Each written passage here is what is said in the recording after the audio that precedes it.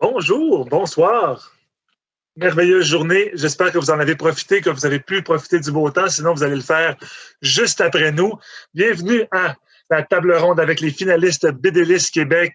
D'ailleurs, les finalistes BDList Québec qui sont là, il y aura un gagnant parmi les 5 personnes que je vais vous présenter dans quelques secondes. Et ce gagnant-là sera, ce gagnant ou cette gagnante-là sera dévoilé à 19h lors du gala de remise des prix BDList. Donc, ou que vous nous regardiez en ce moment, retournez-y à 19h pour le gala. Alors, je dis tout de suite, sans plus attendre, bonjour aux 5, j'allais dire chanceux, mais vous n'êtes pas chanceux, vous le méritez tous, aux 5 finalistes du prix BDList Québec. Donc, bonjour Sophie Bédard. Salut!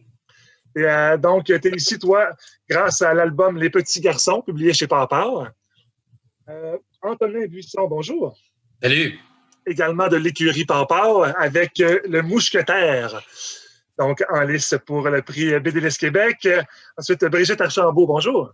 Salut! Toi, c'est le projet Chiatsung qui t'a amené ici chez Mécanique Générale. Ensuite, je continue avec François Sanson-Dunlop. Bonjour, François. Bonjour. Alors, comment les paradis fiscaux ont ruiné mon petit déjeuner chez Éco-Société? On en parlera tout à l'heure. Et say hello to Walter Scott. Hi, Walter. Bonjour, hello. Walter est ici pour l'album Wendy, publié en français chez Mécanique Générale. Donc, Walter parlera en anglais lors de l'entretien. Si vous avez des petites questions ou des gens qui écoutent et qui ne comprendraient pas tout à fait ce que Walter nous dit, posez les questions et on pourra clarifier certains points. Ça nous fera plaisir live. Donc, commençons tout de suite, d'ailleurs, avec un remerciement au Festival de la bande dessinée de Montréal pour avoir organisé cette rencontre. Et on va commencer tout de suite avec une petite présentation de chacun. Je vais continuer dans l'ordre avec lequel j'avais commencé tout à l'heure. Donc, Sophie Bédard, bonjour officiellement. Salut! Sophie, ça fait plusieurs années que tu es dans le milieu de la bande dessinée, que tu publies tes livres. Et là, tu arrives avec Les Petits Garçons, qui est un projet, si je peux me permettre, qui fait vieillir tes personnages habituels. C'est-à-dire qu'on retrouve les ados qu'on connaissait dans tes autres albums et on les retrouve jeunes adultes avec d'autres sortes de problèmes. Qu'est-ce qui t'a donné le goût, d'ailleurs, de faire vieillir, de les suivre comme ça? Est-ce que pour toi, c'est un peu les mêmes personnages qu'on retrouve dans Glorieux Printemps? Non, mais c'est ça, c'est pas du tout les mêmes personnages. Après Glorieux Printemps, il y a des gens qui me demandaient si je voulais faire la suite de Glorieux Printemps, puis moi, c'était vraiment un projet qui devait être complet en 4 tomes. Mm-hmm. Mais par contre, j'avais quand même envie de poursuivre avec ce même genre de dynamique-là, mais avec des dynamiques qui me ressemblaient plus au moment de ma vie où j'étais rendue, puis des problèmes que j'avais envie d'explorer. C'était le fun d'explorer l'adolescence, puis là, c'était le fun d'explorer le début de l'âge adulte avec cette nouvelle bande-là. Ben oui, effectivement. Est-ce qu'il y a eu des défis liés à ça, de faire vieillir tes personnages, ou comme tu étais rendu là, toi aussi, c'était naturel? Ouais, non, c'était vraiment naturel. C'est des personnages que j'avais développés depuis plusieurs années. L'ébauche des petits garçons, je pense que j'avais commencé ça. J'avais pas encore fini Glorieux Printemps, fait que c'était en 2013 ou en 2014 que j'avais commencé à les construire. Puis moi, c'est ça, ça me prend vraiment plusieurs années pour construire des personnages, pour arriver à écrire mes histoires avec eux. Fait comme une fois que j'étais rendue à écrire le livre, j'y connaissais par cœur, puis j'avais juste à les laisser vivre. As-tu l'impression de devoir ajuster ton dessin pour ce projet-là, ou c'est encore quelque chose qui coulait de source? Je me suis j'ai beaucoup plus travaillé mon dessin. La construction de l'espace, c'était beaucoup plus important dans ce livre-là. Je voulais plus qu'on comprenne où est-ce que les personnages vivaient, où est-ce qu'ils se situaient, alors que Glorieux Printemps, c'est pas du tout reconnaître la ville dans laquelle ils sont, puis tu t'en fous un peu. C'est juste des talking heads. Alors que là, je voulais qu'il y ait vraiment comme un appartement précis dans lequel ils se déplacent, puis des dynamiques. Puis j'avais besoin d'une mise en scène plus précise et donc d'un décor plus précis. Donc ça a été plus ça le défi. C'était moins reposant que dessiner Glorieux Printemps, mettons. Est-ce que le lieu a eu une importance particulière dans l'histoire racontée, dans ce que tu voulais dire? Est-ce que ça n'aurait pas été nécessairement la même chose si tu l'avais planté ailleurs? Je sais pas trop. Ben, c'est sûr que mes personnages, c'est des Montréalaises, puis je les ai faites. En fait, comme ils vivent dans l'appartement où est-ce que je vivais au moment où je l'ai fait le livre, parce que c'était plus simple pour moi de regarder de quoi a l'air ma salle de bain en temps direct.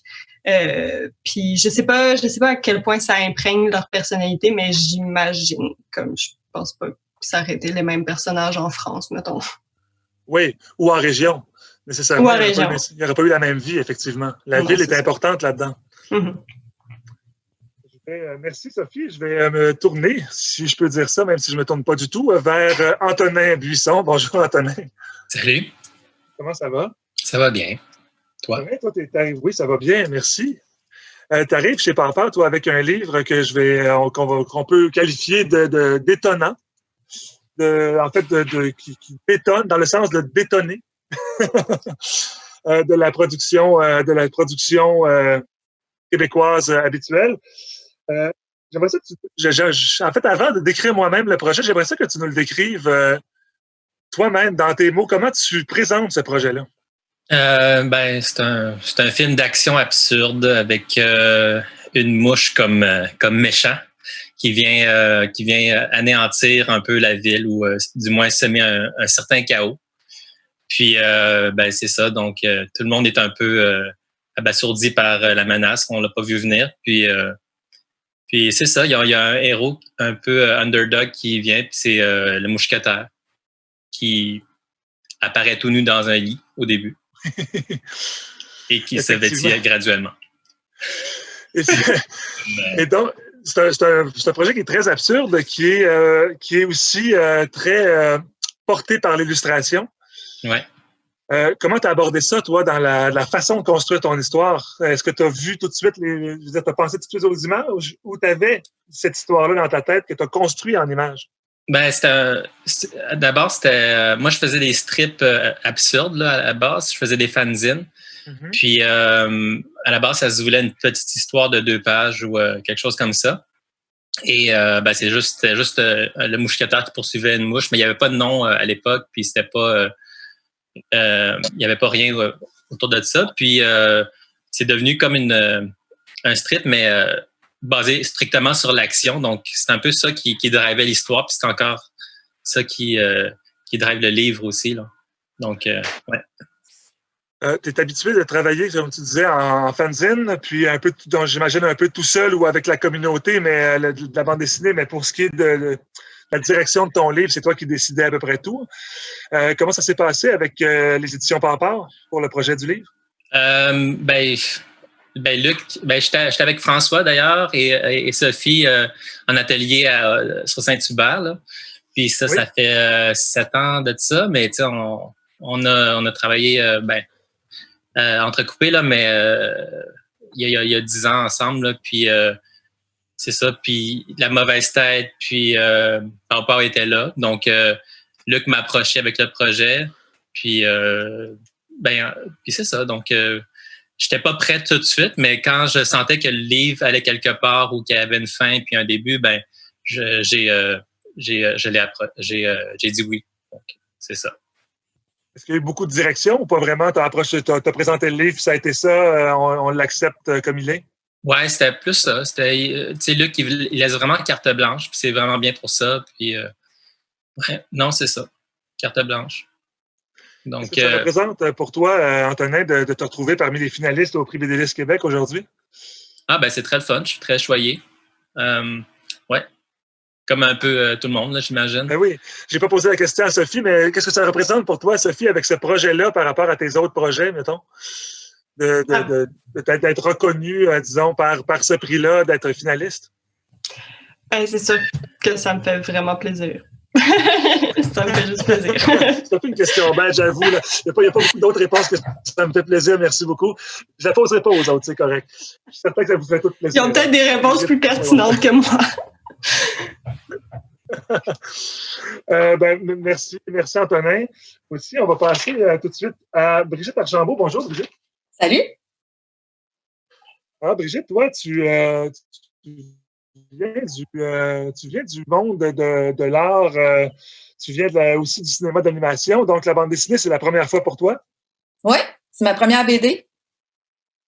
Et donc, est-ce que c'est un milieu que tu as fréquenté avant ou que tu connaissais ou tu es arrivé là-dedans en disant j'ai un projet puis on va voir de quoi ça retourne?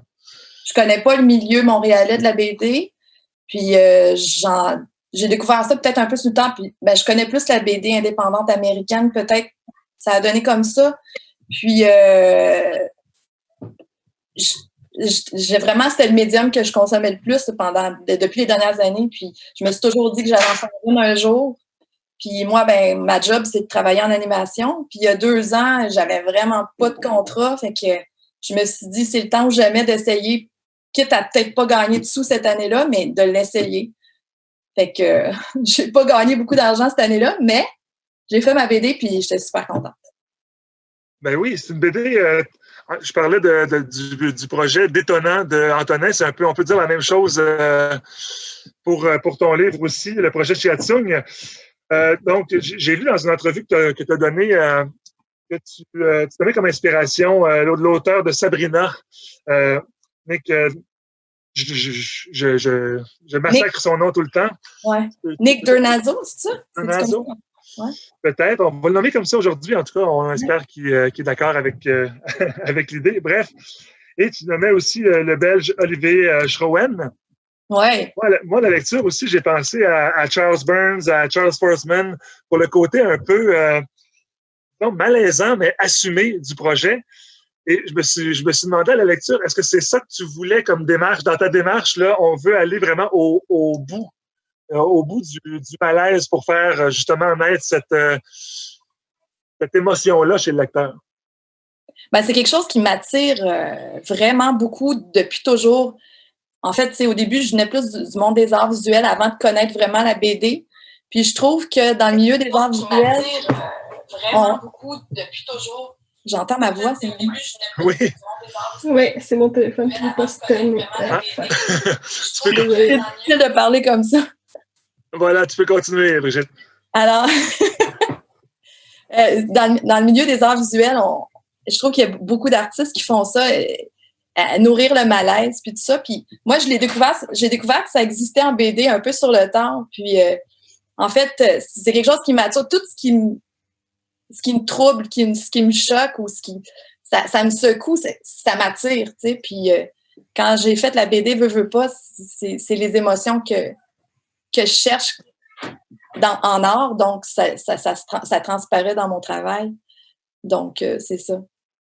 Et ton livre aussi peut être vu comme une réflexion sur notre rapport avec peut-être les technologies, puis notre rapport au monde qui change. En fait, c'est quelque chose qui est important pour toi, justement, cette réflexion-là en art dans ton travail, dans ce que tu fais? Oui et non. C'est dans l'air du temps. Là. C'est pas tant dans mes préoccupations que ça, là, mais c'est un sujet que je voulais aborder. C'était super intéressant comme sujet. Donc, c'est venu automatiquement. Puis, tu sais, c'était mon idée de base, mais à partir de là, tu sais, je me suis amusée dans l'histoire vraiment. J'ai vraiment tricoté l'histoire en fonction de ça, mais tu sais, c'était pas comme. Je trouve pas que c'est. Ben oui, en fait. C'est peut-être ce qui domine dans le livre, je sais pas, là, mais c'est un bon sujet pour apporter l'espèce de trucs un peu tordus, des trucs qui rendent mal à l'aise un peu, là. Fait que, ouais. Est-ce qu'il y a une constante dans ce qui déclenche les projets chez toi, comme un projet de film ou peu importe lequel, ou un projet de bande dessinée comme celui-là?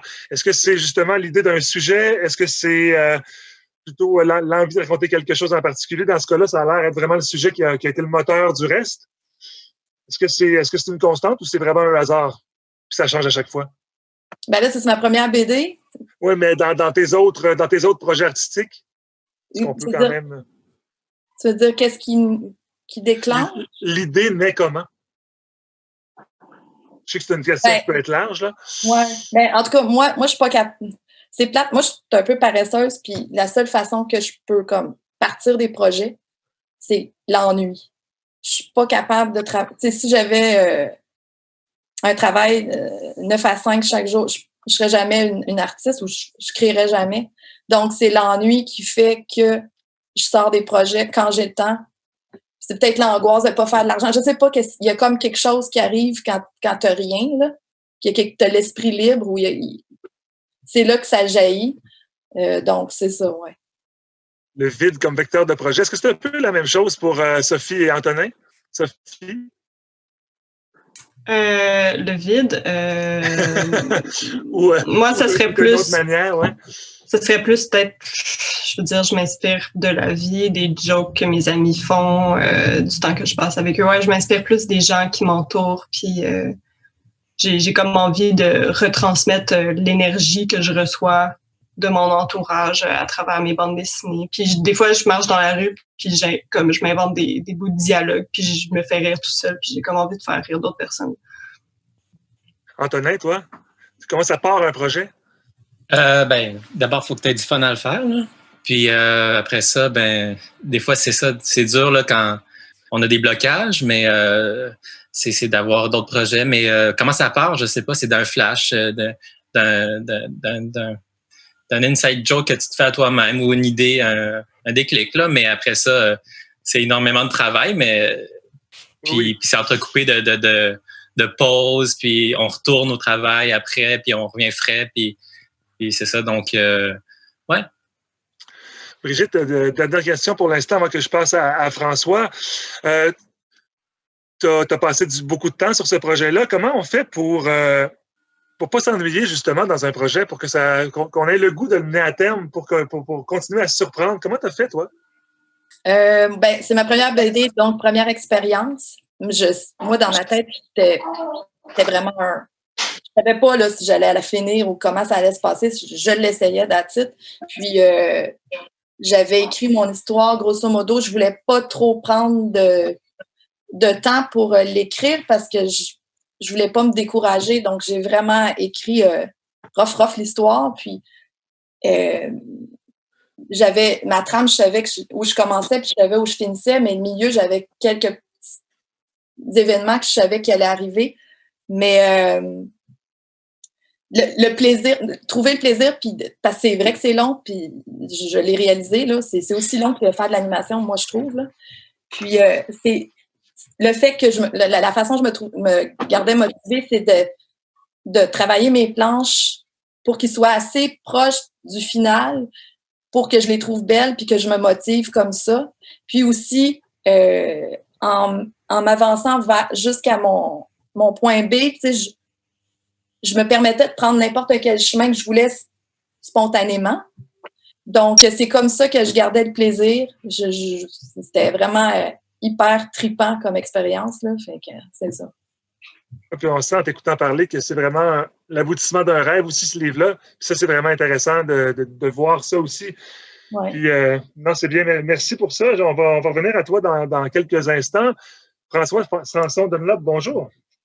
Bonjour. Alors, François, toi, ce n'est pas ton premier livre, Comment les paradis fiscaux ont ruiné mon petit déjeuner. On t'a connu comme membre d'un duo au début de ta carrière littéraire.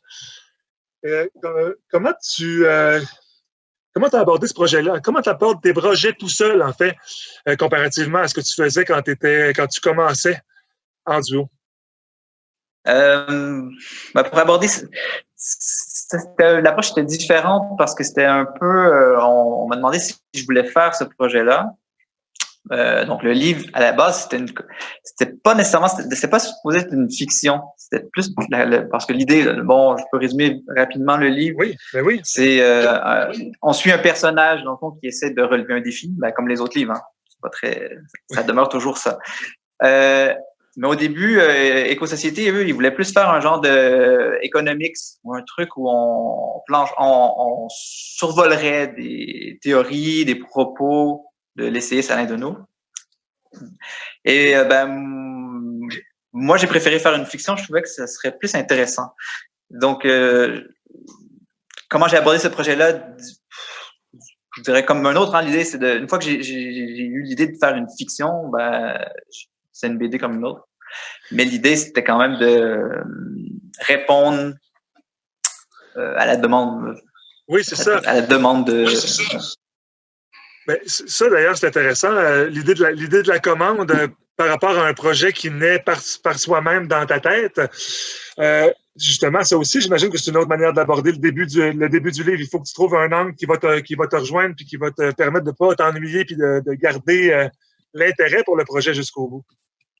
Alors, l'idée au début, c'était de faire une BD documentaire et je trouvais ça vraiment ennuyeux et j'avais commencé un premier projet que personne ne verra jamais et c'était vraiment illisible. Je me suis dit non, mais il faut que j'aie du plaisir à le faire. Et c'est là que je suis rentré vraiment dans le projet.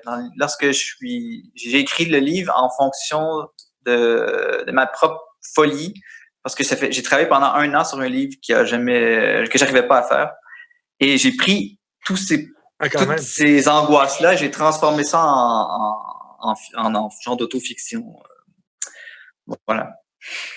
À quel point tu as testé ce qu'on peut voir dans le livre ou à quel point tout est fiction? Est-ce qu'on peut t'imaginer le pied dans ton Nutella à la maison ou c'est vraiment juste dans ta tête, ça? Ah, il y a un peu des deux.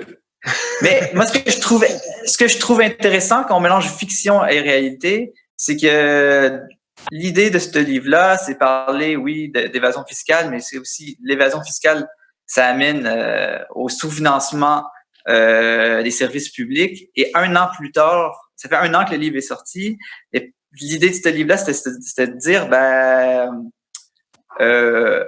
ce qui se passe en ce moment, c'est que ça va mener à ça va créer des problèmes très graves plus tard. Et là, justement, on a le parfait exemple de ces problématiques très graves-là. Et c'est justement ce qui se passe, justement, si on prend le sous-financement des services publics, des hôpitaux et des CHSLD, que ce soit au Québec, en France ou en Angleterre, on est dans la merde, justement, à cause de ça. Et donc, je trouve ça spécial. Je trouve ça étrange, 1 an plus tard, d'être dans de parler du livre comme ça, alors que plus que jamais, on voit que il faut qu'on fasse quelque chose. J'espère que les gens, en lisant ce livre-là, et que vous, si vous l'avez lu, vous dites qu'une fois que ce genre de chaos-là sera terminé, entre guillemets, il va falloir faire en sorte que 2012, c'était de la petite bière, puis rendre tout ce qui se passe, tout ce qui nous fait rager en ce moment, il va falloir le concrétiser. Moi, je sors du livre, là, mais c'est un peu ça le but. Tu sors du livre, mais pas tant que ça en même temps, parce que tu étais en plein dans le propos. Moi, ma question, c'est est-ce que tu avais ce discours militant-là sur ce sujet-là précis avant de t'embarquer sur ce projet-là? Peut-être pas autant. Et c'est ça le but du livre, c'est qu'on est tous un peu conscients de ce que peut faire quand on paye pas ses impôts, on laisse les gens faire ce qu'ils veulent et tricher fiscalement. On est conscient de ça, on le sait. Mais lorsqu'on lit un livre, lorsqu'on regarde un film, c'est quand même...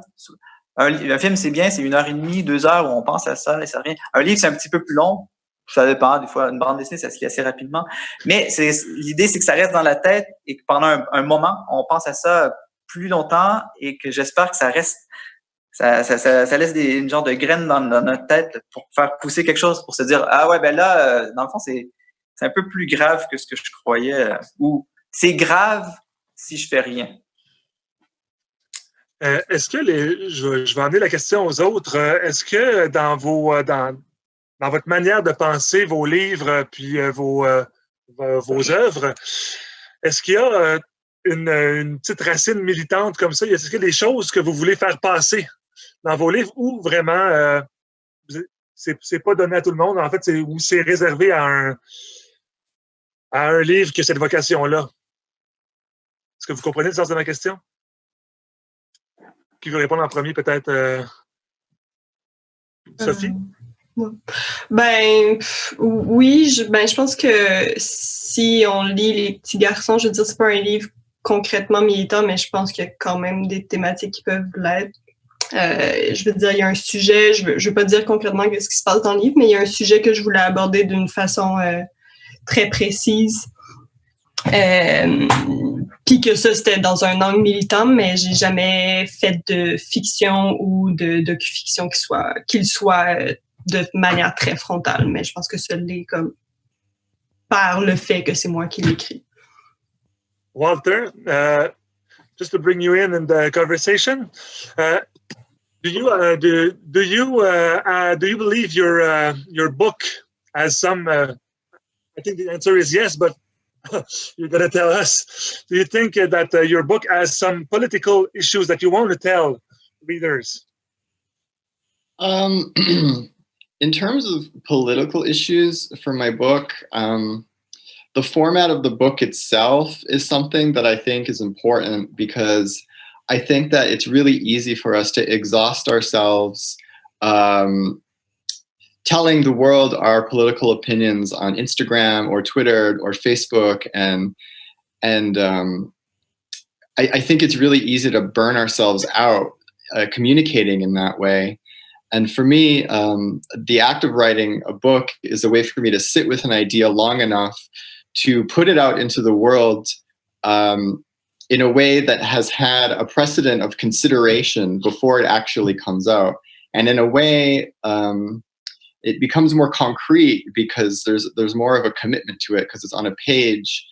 And then because it's on a page and it represents a certain point in time in my thinking politically, it resonates for longer because it kind of you can't really erase it. I mean, you can't really erase the internet either, but I kind of have to stand behind it a little bit more because it's on the printed page than if I just tweeted something because I was angry, right?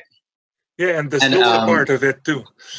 Further to that point, I think that by taking issues that are politically charged, and instead of speaking directly one-to-one what my opinion is in a large platform, I get to imbue all of these political ideas into different characters who represent different subjectivities and different ways of thinking through an issue.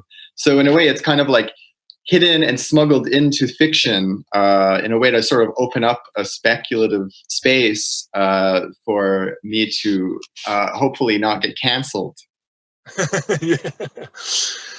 What did you want to say precisely with Wendy in that regard? Well, I think because Wendy focuses on the art world, and the art world is made out of people, and it's people coming from different backgrounds. I mean, I think just generally it's throwing all of these different people from different backgrounds into this narrative soup, and then just seeing how they solve problems with each other, like spiritually, politically. And I think the art world as a background, as a setting, is a really interesting place to do that. That, like, God forbid, could actually also be maybe humorous. How did you live the process of the book being published in French, and all the work that you had to do, I assume, to go with that? Well, I mean, a lot of the work was the translator, Carolyn. I was way more surprised than I thought. I was surprised at how amazing it like, just having the Wendy character speak in a very specific Montrealese, I think is so weirdly affecting and kind of brings the whole project home for me and reminds me of where Wendy came from. Did you write it in English that way? Did you have a slang or something? The slang that Wendy speaks in the first book it's imbued with a bit of internet speak and a lot of shorthand that comes from internet speak. So I wouldn't say it was Montreal inflected originally, but the translation definitely brings it there. And I think it adds something to the Wendy project as a whole. Yeah. And what does it mean? I'm gonna ask you the question I asked the others in French. What does it mean to you to have that book nominated for a prize, or this particular prize, BDListe Québec? I'm quite happy about it. I'm actually really surprised. I was not expecting it, really. And I think that specifically if we're thinking about the Indigenous character named Winona in the book series, because she is also ostensibly from, in the fictional world, Quebec, it's a way to disseminate her stories also. Thank you. Je vais poser une question plus générale peut-être. En fait, j'aimerais revenir avec le travail d'édition pour les 5 a l'air d'avoir été complètement différent pour les 5 projets. Si on regarde François avec la commande de départ, Brigitte avec le premier livre et tout ce qui vient avec, Antonin qui disait que tu avais un peu carte blanche.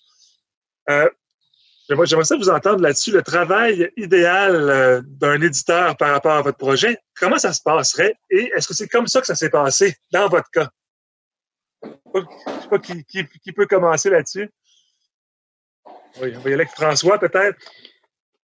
Ouais. Moi, je me demandais comment c'était pour se passer puisque Éco-Société n'ont pas l'habitude de travailler avec des BDistes. C'est leur première BD. Il y a une deuxième qui va sortir au mois de septembre.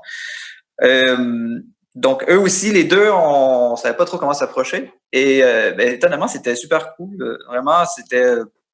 tu fais ce que tu veux, l'enfant. Même si c'était justement, puisque comme je reviens à ce que j'ai dit, j'ai proposé une fiction alors que c'était pas ça qu'ils m'ont demandé. Le premier pitch que j'avais fait, ça avait rien à voir avec ce que j'ai fait dans le deuxième pitch.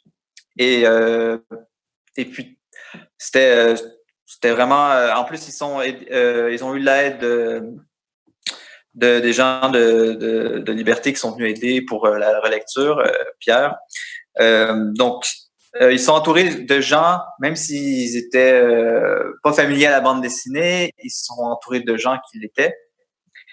Et après ça, l'idée, on a pu fusionner eux qui sont forts pour le contenu avec quelqu'un qui est habitué à travailler là-dedans. Mais moi, je sais pas parce que en même temps, je travaillais les deux autres livres, je les ai faits à la mauvaise tête. Et puis, je sais pas si ça aussi, s'ils travaillent comme des éditeurs normaux. Là, parce que Vincent et Sébastien de la mauvaise tête, c'était quand même des gens qui étaient très, très... très, très cool aussi. Donc, je sais pas, c'est très facile de travailler avec ces gens-là. J'ai l'impression, moi, qu'il y a presque un modèle par éditeur. À force de discuter avec beaucoup d'auteurs là-dessus à travers les années, je me rends compte qu'il y en a pas un pareil. Donc, tu parles de Éco-Société et de la mauvaise tête. J'ai l'impression qu'il y a différents modèles. Brigitte, toi, chez Mécanique Générale, ça s'est passé comment pour ton premier livre? Moi, quand j'ai fait le livre, je l'ai fait au complet de A à Z, tout coloré, tout. Et qui était prêt. Là. Moi, je voulais séduire l'éditeur parce que j'avais comme un manque de confiance. Je me disais, ils vont-tu le prendre? Je ne sais pas. Mais je vais le mettre le plus beau possible. Fait que j'avais comme fini. Mais quand j'ai envoyé, là, chez Mécanique Générale, Éric a communiqué avec moi puis il a dit je serais intéressée à publier. Là, j'étais comme tellement contente. Là. Mais ça s'est super bien passé. En fait, Éric, je l'ai rencontré juste une fois en personne. Puis après ça s'est passé par courriel. Puis moi, dans ma tête, je me suis dit, bon, il va sûrement avoir des trucs qui vont être coupés. Moi, c'était ma première expérience. Moi, je savais pas comment ça allait fonctionner. Là. Mais dans ma tête, ils vont te couper des trucs puis tout. Mais finalement, j'ai coupé rien. J'ai gaspillé aucun dessin. À l'exception, on a rajouté comme 25 pages. Puis Éric, il m'a vraiment aidé à développer la fin du livre.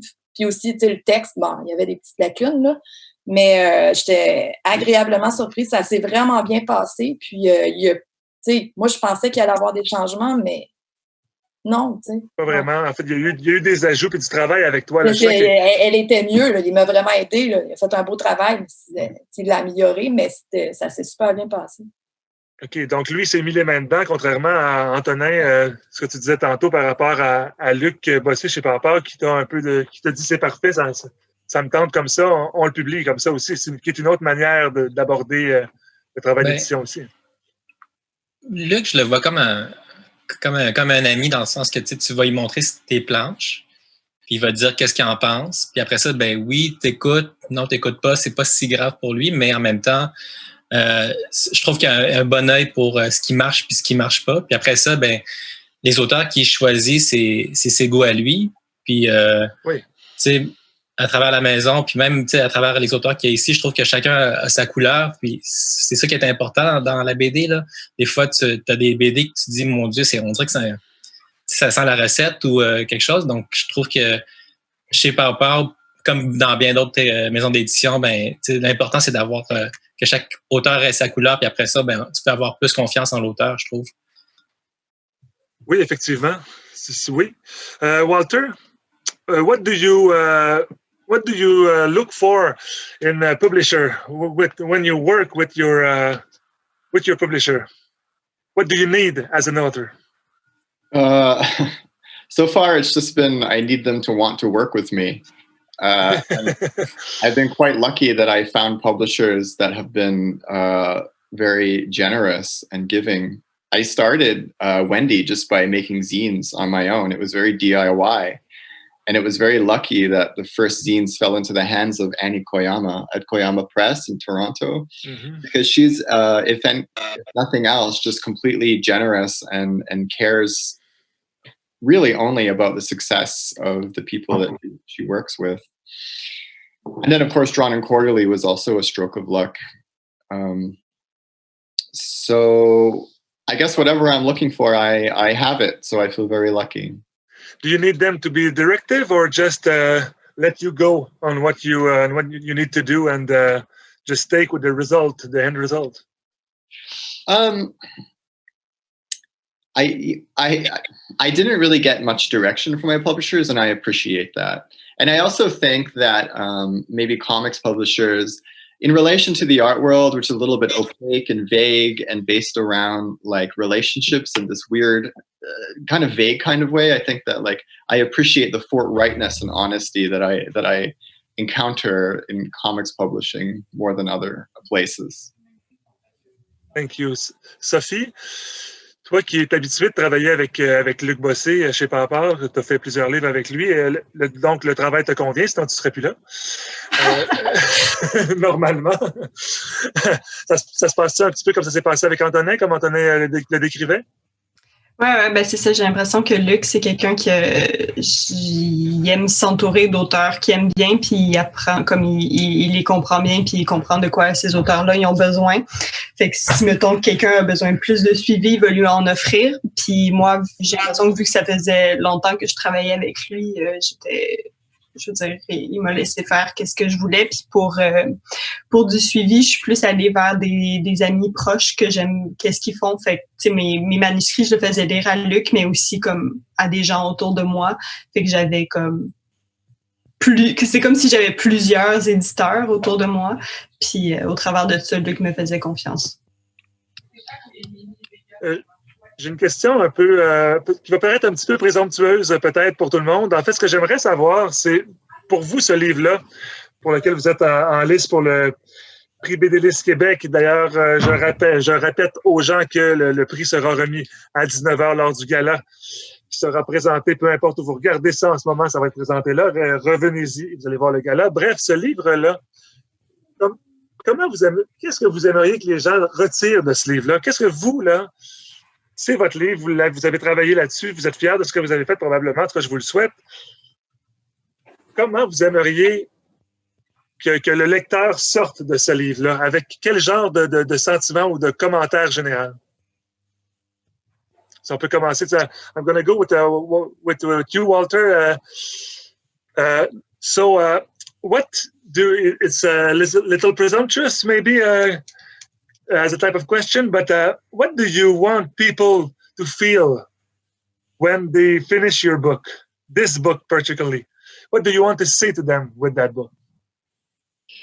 I think I want people to come away from the book feeling like maybe Wendy has grown up a little bit, or reflect on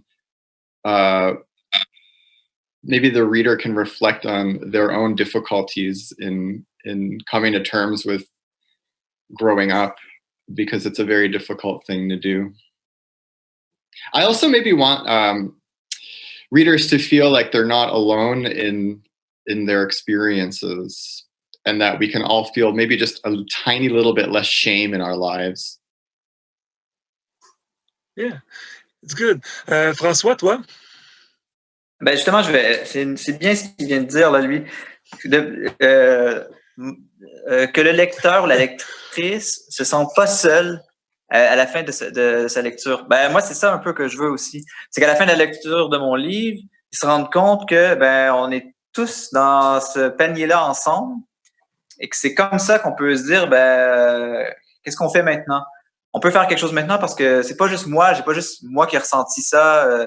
C'est pas une situation qui me concerne peut-être moi ou qui concerne peut-être mon voisin. Non, ça concerne tout le monde.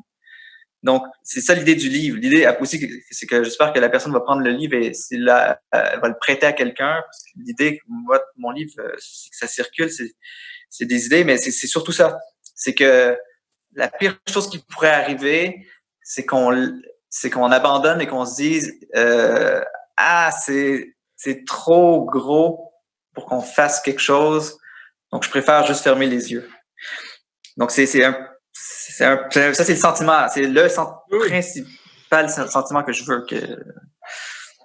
Non, c'est intéressant, le sentiment de communion quasiment avec le livre pour amener les gens ensemble autour de la cause, si on peut appeler ça comme ça. Genre. Ouais, c'est quand même pas une Bible là, c'est juste c'est une brique dans un mur. Il y a d'autres choses autour, mais disons ouais. Brigitte, toi, comment tu vois ça? Qu'est-ce que tu aimerais vraiment qui ressorte de la lecture de ton livre? Quand j'ai fait le livre, je voulais pas. J'avais pas de message clair, j'avais pas réfléchi vraiment à ce que. J'avais pas analysé mon livre, même moi, comment je pourrais dire? Tu n'avais pas fait le tour de tout ce qu'il y avait dedans, mais j'imagine que c'est un peu normal aussi. C'est comme ça a été spontané, puis je voulais pas chercher à faire la morale non plus ou à donner des conseils. Il y en a qui le voient comme un avertissement ou quelque chose sur l'avènement de la technologie dans nos vies, mais je me suis un peu laissée abandonner dans l'histoire. Mais moi, quand le lecteur qui ferme le livre, je trouve ça drôle, qui se pose des questions. Tout simplement, pas avoir de réponse claire, mais juste émettre un questionnement chez les lecteurs. C'est tout, c'est ça. Mais je veux pas, j'avais toujours peur quand je faisais le livre d'avoir l'air moraliste. Mais je suis contente si les gens lisent le livre puis se posent des questions. Il y en a qui n'aiment pas ça, ils se sentent déstabilisés. Ils disent, moi, mais je comprends pas la fin, je comprends pas. Ben, c'est correct. C'est juste un mood. C'est bien correct si on comprend pas. Mais je pense que c'est ça, les gens, vu qu'ils comprennent pas trop, ils se mettent à réfléchir, beaucoup, C'est ça que je trouve amusant aussi. Là. Donc, déstabiliser vraiment, c'est ça comme on se disait tout à l'heure, sans être un but premier de cette création-là, quand même, c'est intéressant pour toi que ça soit ça le résultat final. Ouais. Antonin, toi? Moi, je sais pas. C'est un peu comme tout le monde, c'est-à-dire que si tu veux que le lecteur se reconnaisse à travers, les personnages, mais aussi à travers l'émotion qui est dégagée. C'est dur à dire parce que Le Mousquetaire, c'est un peu une comédie, mais en même temps, tu tires sur plusieurs ficelles pour faire rire. Là. Puis après ça, le rôle de l'art, un peu, c'est d'exprimer quelque chose qui est très personnel, puis à un moment donné, que les autres te disent c'est ça que je voulais, c'est ça que je ressens, ou c'est ça que c'est, mais Le Mousquetaire, c'est une comédie, mais en même temps, c'est ça. C'est aussi de partager le rire, de raconter une histoire. Au lieu de le faire autour d'un feu, tu le fais à travers un livre qui est pareil partout, puis tu te dis, si ça frappe le public, tant mieux. Si c'est pas le cas, tant pis, là, c'est pas pour toi. Mais, Tu sais, quand tu l'as fait, ou je sais pas si tu relis tes livres, si tu as relu ce projet-là en entier une fois qu'il est devenu un livre, mais est-ce que toi, il y a un passage où tu te dis, j'aimerais ça me faire parler de c'est cette blague-là que j'aimerais ça qu'il ressorte, puis quelqu'un me dise, hey, ça là, c'était merveilleux ce passage-là, j'ai adoré ça, j'ai ri. Est-ce quelque chose comme ça dans ton livre? Oui, il y a plusieurs petits flashs, là, mais il y a des petites affaires cachées. À travers la fiction, tu as toujours un peu de réalisme, là, mais ouais, puis je sais pas. Vite de même, je sais pas. Non, mais c'est peut-être une communion aussi que là, cette année, vous ne pourrez pas nécessairement vivre avec les rencontres d'auteurs ou les festivals et tout ça qui n'auront pas lieu pour on ne sait combien de temps, mais justement un peu comme ça. Mais j'imagine que, Sophie, je vais terminer avec toi sur cette question-là, mais j'imagine que quand un lecteur vient te voir à la sortie d'un livre, il va te dire des choses que tu n'as pas nécessairement, toi, vu du tout dans ton livre, ou au contraire, que tu es vraiment contente de pouvoir partager avec lui en disant, toi, tu l'as pogné, mon livre. Yeah. Ça doit arriver, ça, j'imagine. Oui, mon Dieu, mais c'est juste qu'on dirait que mon cerveau, il fonctionne au ralenti, là. J'arrive pas à penser à... T'es pas obligé d'avoir une... En fait, je te demandais pas un exemple concret, plutôt que plutôt l'effet que ça peut faire, ça, chez toi, tu sais, après coup, dans la mesure où tu es comprise ou incomprise dans ce que tu viens de faire et l'importance d'être comprise ou non dans l'œuvre que tu viens de finir. Ouais, ben c'est sûr que ça fait super plaisir. C'est drôle parce que dernièrement, j'ai eu une couple de retours spontanés. Tu sais, mon livre, ça fait 1 an qu'il est sorti, puis c'est quand même cool d'avoir du monde qui continue à le découvrir puis à le lire. Puis, ouais, c'est ça. Avoir l'impression que des gens ils ont passé un bon moment. Parce que moi, c'est ça, c'est des amis. Fait que souvent, les retours que j'ai, c'est comme je me suis reconnue là-dedans, ou j'ai reconnu des amis ou des situations qui me sont arrivées. Fait que c'est sûr que ça me fait plaisir. Qu'est-ce qui me fait vraiment beaucoup plaisir, c'est quand les gens disent que c'est drôle, parce que j'essaie de faire des trucs drôles. Fait que j'aime ça quand c'est un retour qui me revient. On va terminer avec, il est déjà 17h49, donc ça passe très rapidement, surtout à 5 invités intéressants comme vous autres. Et je vais juste terminer, en fait, pour vous faire parler peut-être sur ce qui s'en vient, à quoi votre lectorat peut s'attendre dans les prochains mois et ou années, parce qu'on sait que ça peut prendre du temps, un projet de bande dessinée. Donc, je vais recommencer avec Walter, peut-être. Walter, what's next? What's the next project? And do you see... another book in French in the near future? Well, I have a digital exhibition of sculpture opening tomorrow at Latitude 53 in Edmonton, and you can go onto their website and join in. In terms of Wendy, I'm sure I'll begin writing part 4. I don't know if that will happen this year or next. But it's very likely that she'll be wearing a mask at some point in some of the panels. So that's all I can say for now. I wonder why. I don't know. I just brought it up. I just thought it might be funny. Yeah. François, toi, sur quoi tu travailles? Est-ce que y a-t-il quelque chose qui s'en vient? Là, je viens d'avoir un 2e enfant, donc le prochain livre va être reporté à indéfiniment. Mais j'ai des idées. C'est la suite logique de ce livre-là. C'est tout ce que je peux dire pour l'instant, parce que ce ne sera vraiment pas tout de suite. Mais moi, je trouve ça intéressant parce que vraiment, habituellement, on pense à une idée de commande, puis on se dit que, c'est un peu un projet à part dans l'œuvre d'un auteur et tout ça. Puis toi, tu sembles dire donc, que tu veux continuer avec ça et que ça a été vraiment comme une rencontre avec le projet quand tu as réussi à le mettre à ta main. C'est le fun, ça? Oui. Tu me parles à moi, oui? Oui, je te parle à toi. Excuse-moi, j'ai comme une bulle au cerveau. Mais oui. Oui, c'est ça. Non, mais en fait, je disais juste que c'est ça, une commande qui finit par être un projet de longue haleine, c'est intéressant. Oui. De venir chercher ça, l'intérêt chez toi.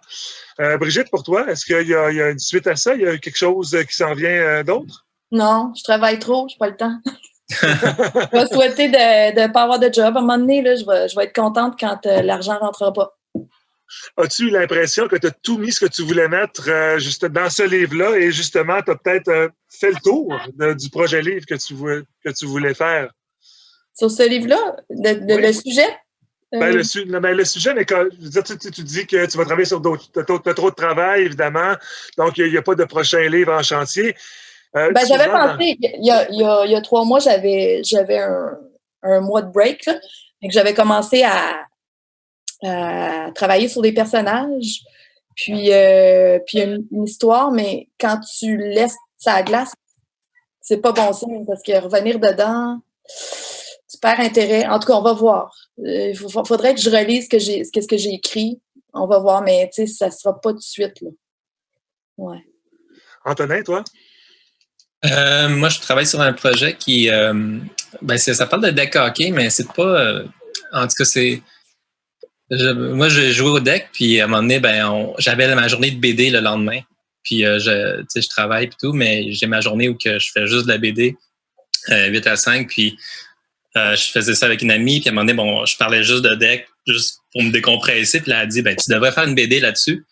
Puis, oui, là, j'ai commencé ça, puis ça a comme coulé, mais ça parle pas juste de ça parle aussi d'une espèce de société qui met sur la productivité, puis exclusivement là-dessus, il va y avoir beaucoup de parallèles par rapport à ça, puis c'est un autre environnement totalement. Tu sais, c'était le mousquetaire, c'était le jour, c'était l'été, puis là, ça va être l'hiver, la nuit, puis ça va être beaucoup plus un climat beaucoup plus lourd, là.